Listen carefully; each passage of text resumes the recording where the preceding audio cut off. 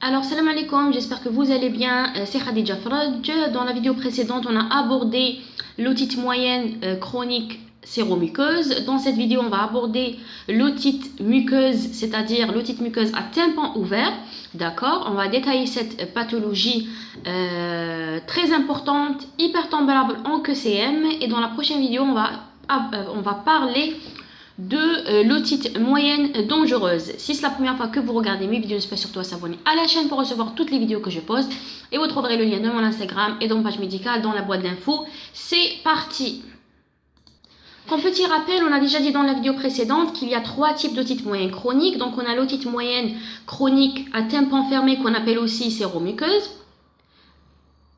On a l'otite moyenne chronique muqueuse à tympan ouvert, c'est-à-dire il y a carrément une perforation au niveau du tympan, et on a l'otite moyenne chronique dangereuse, d'accord, dangereuse, cholestéatomateuse, parce que elle engendre des complications qui sont graves par rapport aux deux autres types.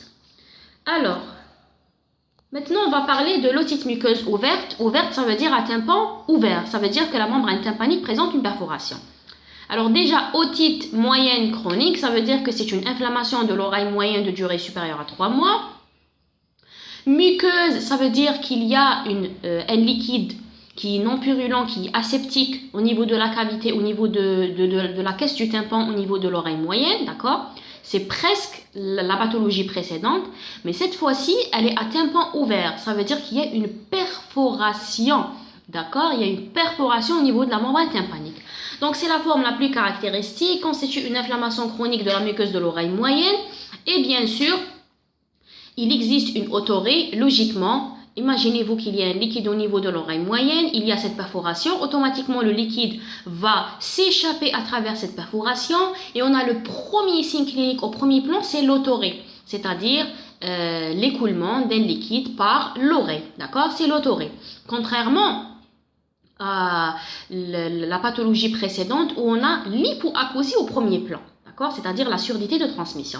Cette fois-ci, on a l'autorée à travers une perforation tympanique. D'accord? Alors, les signes fonctionnels oreille humide, tout simplement, c'est l'autorée, et sans doute le terme qui caractérise le mieux cette entité. On a au deuxième plan la surdité, bien sûr, d'importance variable, souvent négligée. Donc, on a le liquide, donc on aura une surdité de transmission. L'autorée, souvent, c'est le motif de consultation, d'accord? Habituellement minime, filante, inodore, mais permanente. À force, on a le liquide, on a toujours le liquide à cause de l'inflammation chronique. On a toujours cette perforation et donc on aura toujours, logiquement, l'écoulement de ce liquide. À l'occasion d'épisodes de réchauffement secondaire, c'est-à-dire le passage à une forme aiguë, de la chronicité à une forme aiguë, à une inflammation aiguë de la sphère rhinosinusienne ou à un baignade, elle devient purulente et abondante. D'accord? Si on a un accès où la maladie passe à la phase aiguë, donc les sécrétions deviennent purulentes cette fois-ci et devient abondante, fétide et blanchâtre. Bien sûr, à l'autoscopie, le signe majeur qu'on va retrouver à l'autoscopie, c'est bien la perforation. D'accord, la perforation de la membrane tympanique. À travers cette perforation, la muqueuse, elle apparaît œdémateuse de couleur rosée, orangée et luisante. C'est logique parce qu'il y a l'inflammation chronique. La chaîne des osselets et en règle normale, comme on peut retrouver des lésions de degrés variables selon l'affection. C'est-à-dire, si notre otite moyenne chronique, elle va donner des complications sur le plan des osselets, on va observer des lésions au niveau de la chaîne des osselets. Très bien. En ce qui concerne l'audiométrie, s'il y a une sécrétion, on peut utiliser cette sécrétion pour un examen bactériologique et antibiogramme, ça c'est clair. Au deuxième plan, on a l'audiométrie, donc elle va objectiver, sans rentrer dans les détails parce qu'il y a un TD sur les explorations fonctionnelles, elle va objectiver une surdité de transmission entre 20 et 50 décibels, d'accord? Elle va objectiver une surdité de transmission comme l'otite séromuqueuse. Bien sûr, le scanner, lorsqu'il est demandé perforation marginale, incertitude ou l'absence de cholestéatome montre souvent un flot de la région mastoïdienne. Réaction inflammatoire, si l'otite moyenne, l'oreille moyenne, elle est toujours en rapport avec l'os mastoïde. Et bien si on demande la TDM, c'est en cas de recherche de complications. Ce qui est important à signaler, c'est que la perforation dans l'otite moyenne chronique muqueuse à tympan ouvert, c'est que la perforation, elle est non marginale. D'accord? Elle est non marginale. Ça veut dire quoi non marginale? Si on dessine notre membrane tympanique juste comme ça, d'accord? Ce qui est en rouge, c'est les marges de la membrane tympanique. Ce qui fait que les perforations qui se trouvent au niveau de la marge, on les appelle perforations marginales, c'est-à-dire l'élargissement tout simplement des marges de la membrane tympanique. Si la perforation siège dans toute sa surface, quel que soit le siège, on l'appelle une perforation qui est non marginale, d'accord? Ce qui est très important à retenir, c'est que les perforations au niveau de l'otite moyenne muqueuse à tympan ouvert, ce sont des perforations qui sont non marginales, d'accord? C'est-à-dire qui siègent dans toute sa surface du tympan, dans n'importe quel siège, et peut-être ici, et peut-être ici, et peut-être ici. Et les perforations, on va voir dans la prochaine vidéo, les perforations des otites dangereuses, c'est le troisième type, ce sont des perforations qui sont généralement marginales, d'accord? C'est très important à retenir. Voilà. Ce qui est important à retenir aussi, c'est les formes évolutives, c'est-à-dire tout simplement les complications de notre otite moyenne muqueuse à tympan ouvert, et c'est pratiquement les mêmes complications de l'otite moyenne séromuqueuse. Les complications sont pratiquement les mêmes, d'accord? L'une de ces complications, c'est la tympanosclérose. La tympanosclérose, je vais agrandir un petit peu. C'est quoi? C'est un processus de cicatrisation caractérisé par une infiltration hyaline avec dépôts calcaires. Donc, c'est tout simplement sclérose, ça veut dire des dépôts calcaires, d'accord?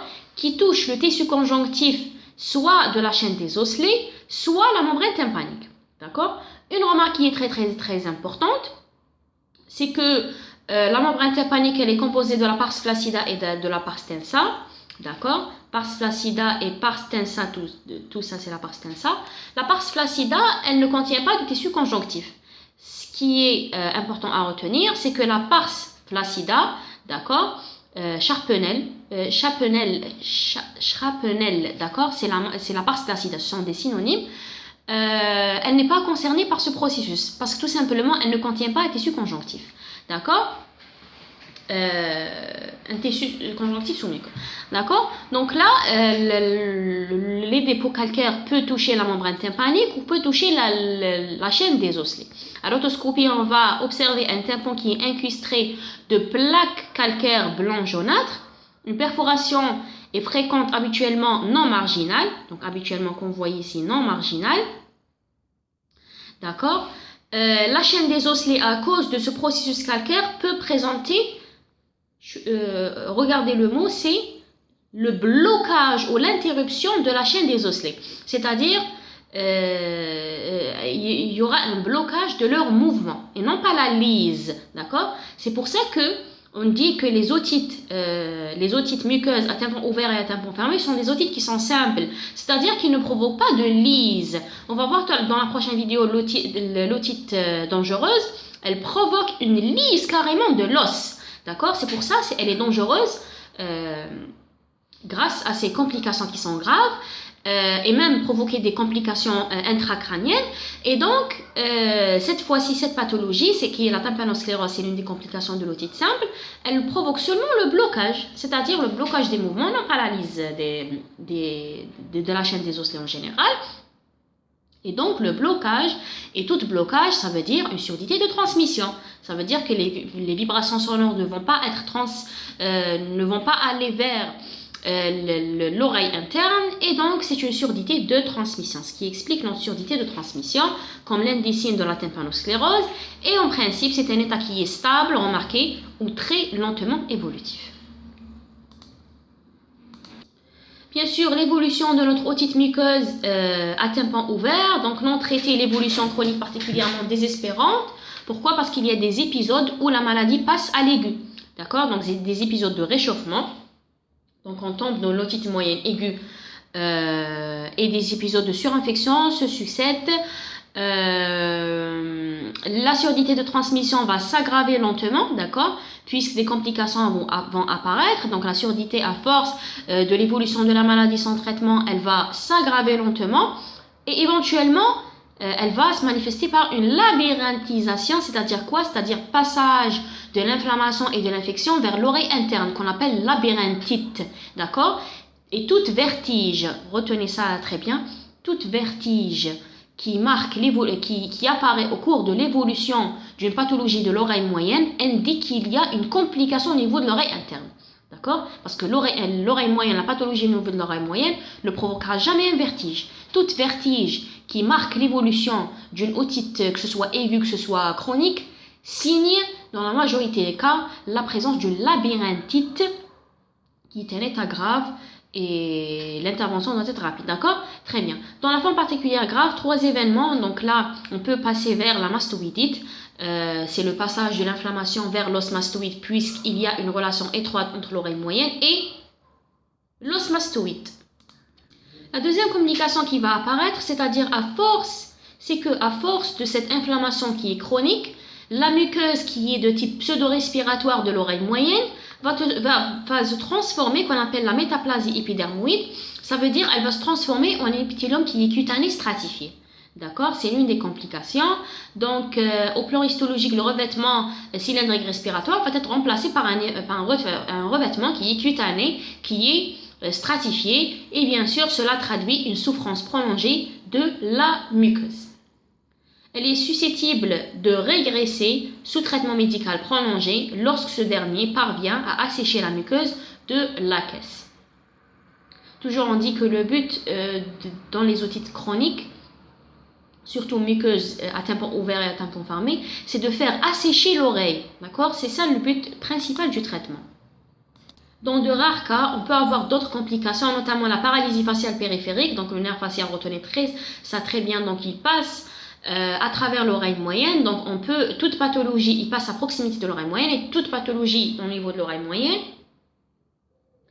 est capable de provoquer une paralysie faciale, bien sûr périphérique, une labyrinthite, une thrombophlébite, et bien sûr l'oreille moyenne elle est en rapport en haut avec la fosse cérébrale moyenne, et donc toute infection ou une inflammation est capable de remonter vers le haut, d'accord, causant des méningites ou bien causant vers l'os mastoïde, causant des mastoïdites, causant un abcès encéphalique, etc.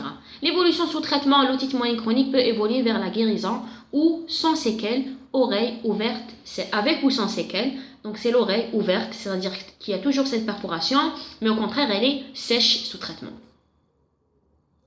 Bien sûr, le traitement, les moyens, c'est les règles hygiéno-diététiques, éviter la pollution atmosphérique, le tabagisme et les baignades. Le traitement médicamenteux, bien sûr, on utilise surtout les corticoïdes, les antiseptiques locaux. Mise en état des voies aériennes supérieures, chirurgicaux, petits gestes chirurgicaux, ablation des polypes, aspiration. La chirurgie dite fonctionnelle, tympanoplastie, c'est la fermeture de la perforation, tout simplement. Un mot très important à signaler, c'est que toute intervention chirurgicale doit être faite après assèchement de l'oreille. C'est-à-dire qu'on ne peut pas faire des interventions chirurgicales sur l'oreille qui est toujours en état inflammatoire et en état d'inondation, c'est-à-dire qu'il y a du liquide au niveau de l'oreille moyenne. On doit assécher tout d'abord l'oreille moyenne pour faire une intervention, quel que soit le type. Donc les indications, otite moyenne ouverte, antibiothérapie par voie générale ou locale, on peut utiliser les corticoïdes parce que c'est un épisode d'inflammation. D'accord? Et bien sûr, ce n'est que sur une oreille asséchée durant quelques mois, c'est-à-dire sur une oreille séquelaire, qu'on peut éventuellement envisager un acte chirurgical fonctionnel. C'est une remarque qui est très très importante. L'acte chirurgical, c'est généralement toujours la fermeture de la perforation. C'est logique. Il y a une perforation, on doit la fermer. Et s'il y a un blocage de la chaîne des osselets, on doit essayer de libérer la chaîne des osselets et le blocage rigide qui les immobilise pour bien sûr diminuer la surdité de transmission. C'est tout pour ce cours. J'espère que cette vidéo était bénéfique pour vous. Mettez un petit like et à la prochaine.